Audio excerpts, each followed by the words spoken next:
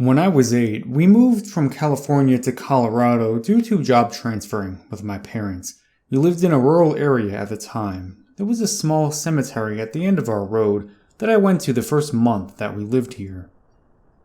It was a nice move at first, but everything changed from peaceful to a full-blown nightmare after moving to that house. From all of the papers, news articles, and news stations that you've heard or read from, it wasn't what it sounds like. They have it all wrong. No one believes me when I tell my side of the story. I want people to get a clear message not to live in that house. I clearly became insane after that move. I don't have much time to explain everything. I became crazy because the house has a virus, like an epidemic virus. It makes the human brain, not itself. I'm escaping this mental institute and ending this thing that has turned my family and I insane. This happened almost 10 years ago. I remember it like it just now happened.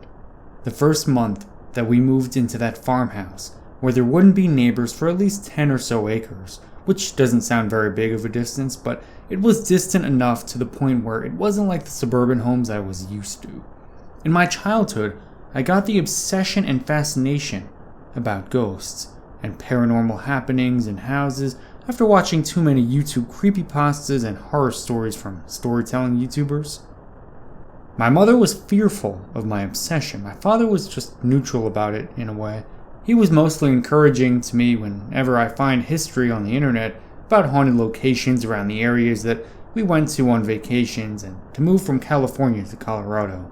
He thought it was just a phase that I was going through in my childhood and had a fascination about anything to do with history. I lived in 4 homes in all of the 8 years that I've been alive, but County Road 216 was the only one to have stood out in my childhood.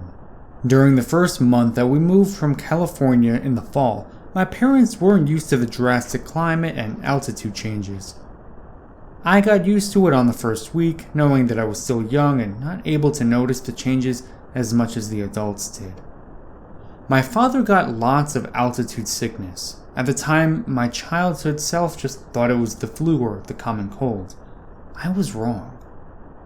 In the first week of my move, I got into my father's personal laptop and looked up the address to the house. I couldn't find very much, but the one thing that caught my eye was that there was a murder, not in the house itself, but in the woods part on the property. That week, on Sunday during the afternoon, I went exploring in that forest area not too far in the woods because after about 100 meters in, it was dark enough to not be able to see well. I was too afraid at the time. What I did find was that there was an old, white, partially rusted door on one of the hills that led up onto a mountain which covers a highway leading to town which was about 10 miles away. I dared not to go in though. It seemed somewhat weirdly hidden, like it was meant to be found at some point, but it also seemed like it wasn't supposed to be found. It was weird in a way. It made me afraid to go near it. I had good judgment on right and wrong, but when it comes to instinct on where something seemed off or life-threatening, I was cautious about it. I didn't go any further than the hill leading up. However, on the way back to the house, after getting bored and paranoid of my surroundings, I noticed that there were old pieces of metal sticking up from the ground. I picked one small piece up, revealing that it was an old license plate from the 1970s. It was an Oregon license plate. It was weird because we were at least 1,000 miles away from that state. I took it back with me toward the house before I tripped on another piece of metal that was sticking up from the ground. It was an old, rusted car door that looked like it was originally red or yellow. It was partially covered in fallen leaves. When I got back on my feet from tripping, I heard something run across the trees. I listened for more leaves being crunched beneath the feet of someone or something. My heart was racing. I could tell from the sound of the crunching that it was made by heavy boots. I couldn't see anything through the waves of endless amounts of trees and pieces of large, random amounts of metal that were sticking up on the ground or hanging near the trees. I heard it again in the other direction from where I was looking. That was when I decided to run back to the house, which was only about 20 meters away from my position. The only reason why you couldn't see the large amounts of metal or anything that I witnessed from the house was because of the endless amounts of trees that were covering the site. I could have sworn that I heard more footsteps while running back to the house, or at least until the opening between the house and the woods. I got to the patio where the sliding door on the back side of the house was before I looked back. I could see that there was a figure standing behind the trees, watching me. I couldn't see his face, but I could tell there was a blank expression, lifeless, emotionless expression on his face. I slid open the door and locked it behind me, still looking back at the thing. I heard my mom come into the room where I was in. I was as pale as a ghost, filled with fear. Sweat was dripping down my cheeks like tears and panting like a dog. My mother got worried, wondering if I got my father's flu symptoms. I was too scared to tell her what had happened in the woods, but I wasn't planning on going back out there by myself. I told her that I was just running around outside and got tired. She noticed the license plate in my hand, which I explained that I found while exploring the woods. With a look of worry and fear on her face, it turned back to calm and relief. She left the room to start making dinner and to check on my father, who was sick as a dog in their upstairs bedroom. I could still hear his forced gagging of vomit from downstairs. I looked back at the figure in the woods. It was gone. As I lay on my bed thinking of what I saw, all of the conclusions that came to my mind about everything, I couldn't sleep. It was about 10:30 at night, the night before my first day of school. I tossed and turned before I started to drift into sleep, but a few seconds later. But when I looked back at the clock, it was almost 3 a.m. I heard a noise that sounded like it was coming from the back of the house, the same place where I saw that thing, and all of the findings while exploring. I thought it was just an animal outside, but I heard some type of moan, not something that would come from a human being, but the type where it came from an animal of some sort, like it was in pain, or even a demon. I sat up and looked out the window, moving the blinds to show darkness, but a full moon to give enough light to see around. Right in the middle of the opening between the woods and the house porch, I could see a silhouette of a 7-foot-tall creature dressed in all dark clothes to the point where you couldn't see it in the dark, watching me through the window. I slid down the blinds in fear, trying to forget what I saw. I continued to hear the noises throughout the night. I didn't sleep at all. The next morning, I dressed up for school and poured out a box of cereal, rubbing my eyes from the lack of sleep from what I saw the night before, still in shock. My mother worriedly looked at me as I yawned a few times while putting the spoon with my cereal into my mouth. "Good morning, Landon. How'd you sleep?" I shrugged an answer of, "Just okay," and went back to eating my cereal. We didn't say anything else after that. On my first day of school, the class number of people was very small from what I was used to. Everyone was extremely nice to me, and always wanting me to do something with them during classroom work or at a recess. I wasn't the most social person in school, but I knew I needed friends to hang out with during the next few months. Otherwise, I'd get lonesome. Even though I was already used to that, I made at least 4 friends on the first day of school. Obviously more than I usually made in California. It was nice. 2 of them lived next to my house, so all 3 of us walked home together. I never told them about what happened the night before, because of the fear of being judged about it, and the fact that most people don't really believe in that stuff. In fact, for the next couple of weeks, I forgot about everything, and just moved on about what happened. It was best to move on from something that would keep me up at night. But one other night, I heard the noises again, but while trying to ignore it, I drifted into a deep sleep. I dreamt about it instead. I remember going out onto the porch and facing the figure. I noticed that the thing had blood on its hands. The thing was like a cloud of black powder. You couldn't tell if it was human or not, but what was weird was that it was shaped like a human. I could tell that all of its clothes were a dark gray, all different shades of it, like a photo on an extremely dark grayscale filter. He, or at least it looks like a he, it looks like a butcher, had an apron, a butcher knife in his hand, and blood all over his face and clothes.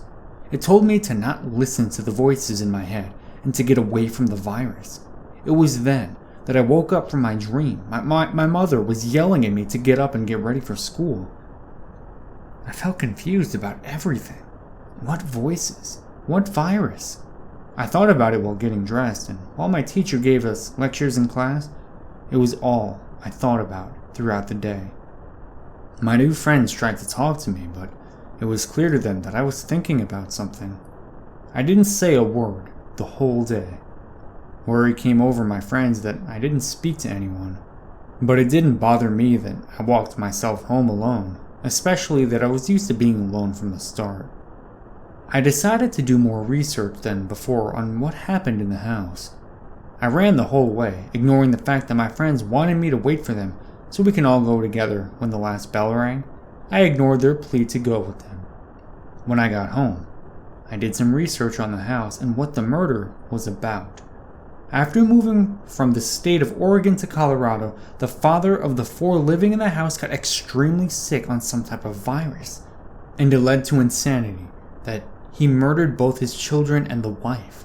I immediately thought of my parents' altitude sickness, but I questioned myself whether it would be coincidental. The murder was back in the 1970s, which explains the license plate and the old car door, but my curiosity about the door on the hill came back to me. The house had been on the market for over 5 years before we bought it.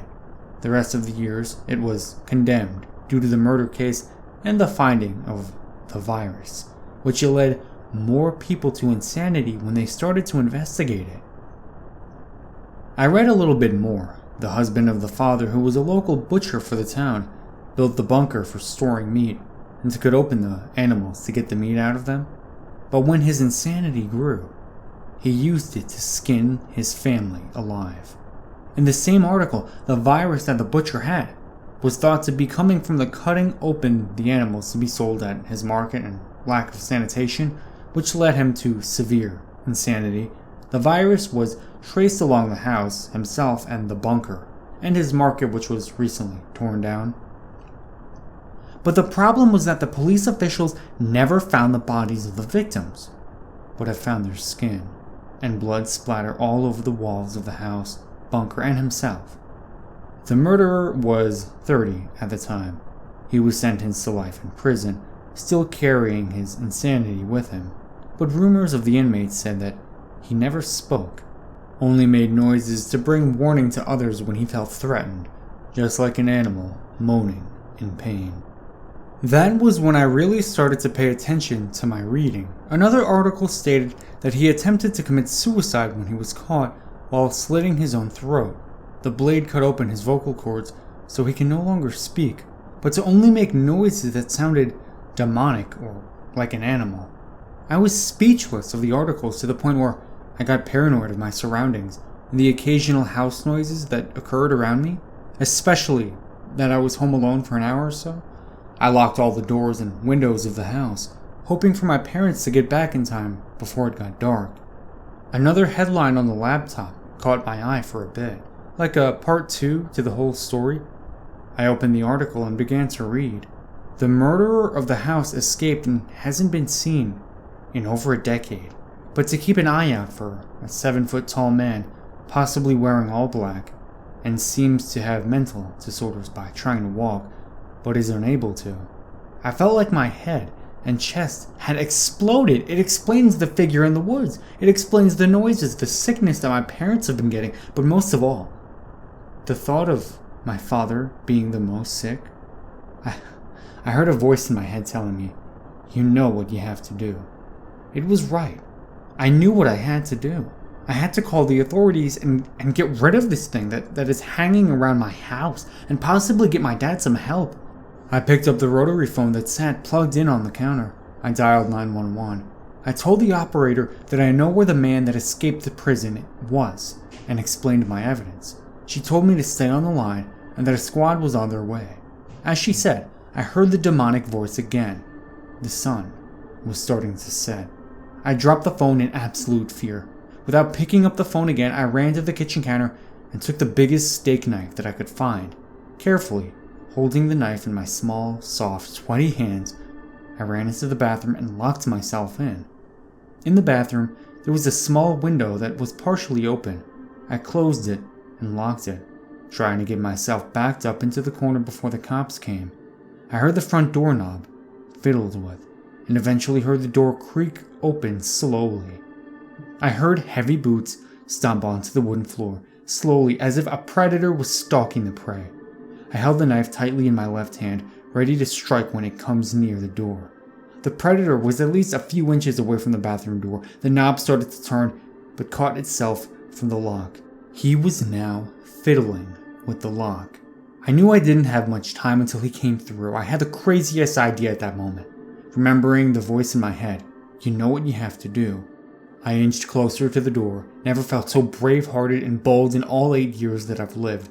I turned the lock into the unlock position and swiftly opened the door and leaped onto the predator, stabbing the demon with all my might at least 20 or 30 times, blood splattering all over the walls, all over my family pictures, and all over my face.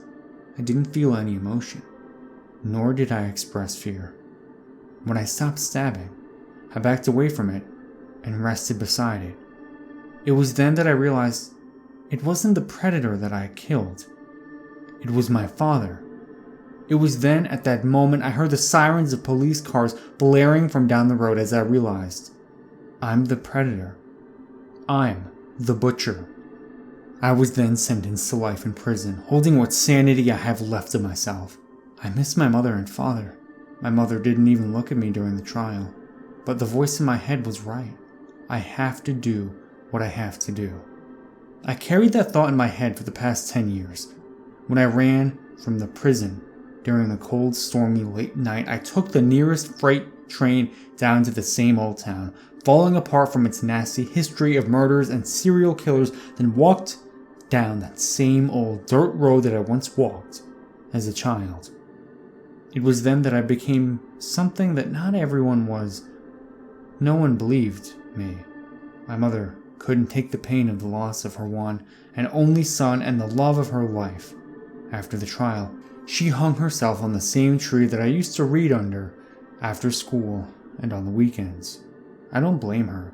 They're both living peacefully 6 feet underground, the same graveyard next to each other. It was then that I saw all of the sickening memories and horrors of that house. I had a bottle of Jack Daniels that was filled with gasoline and a white towel that covered the top from spilling, and a lighter in my pocket. Before I lit the bottle, I went back inside the house. It was pitch black inside, but I used the lighter as a guide. The same old furniture was still in the same place as it was 10 years ago. Same old pictures. The old condemned sign that was placed on the front door after my mom died.